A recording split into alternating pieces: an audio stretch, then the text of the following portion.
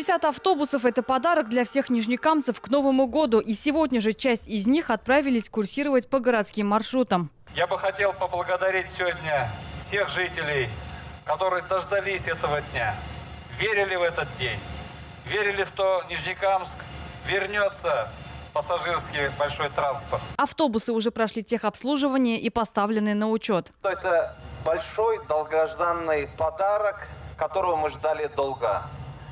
И город Нижнекамск, наверное, достоин того, чтобы здесь было все хорошо, красиво и людям жилось комфортно.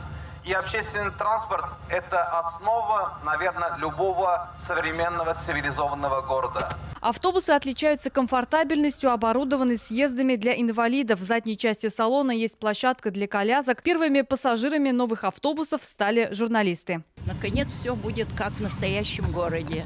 А то ходили пешком 3 года. Очень рады, что наконец у нас появились эти автобусы, потому что народ очень сильно соскучился по по общественному транспорту нормальному. Пассажиропоток в Нижнекамске с 2019 года снизился на 82%, а причина в отсутствии автобусов на маршрутах. Некоторые не обслуживались в течение полугода. С середины января все 50 автобусов планируют выпустить на линию. Пока предполагаем, что будет 9 автобусных маршрутов. Я думаю, что эта система будет гибкая.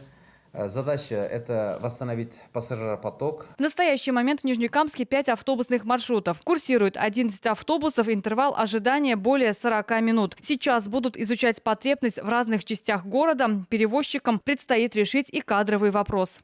Когда работать на 9 маршрутах с интервалом 7-8 минут, который было в 15-16 годах, это еще дополнительно 100 водителей. Привлекать кадры планируют совместно с муниципалитетом. Чтобы решить транспортную проблему в Нижнекамске, нужно еще 20 автобусов большого и среднего класса. И еще столько же для обслуживания дачных маршрутов. Гульнара Миниханова, Александр Лихачев, ТНВ, Нижнекамск. Закажи рекламу на ТНВ. Телефон в Казани 5 705 100.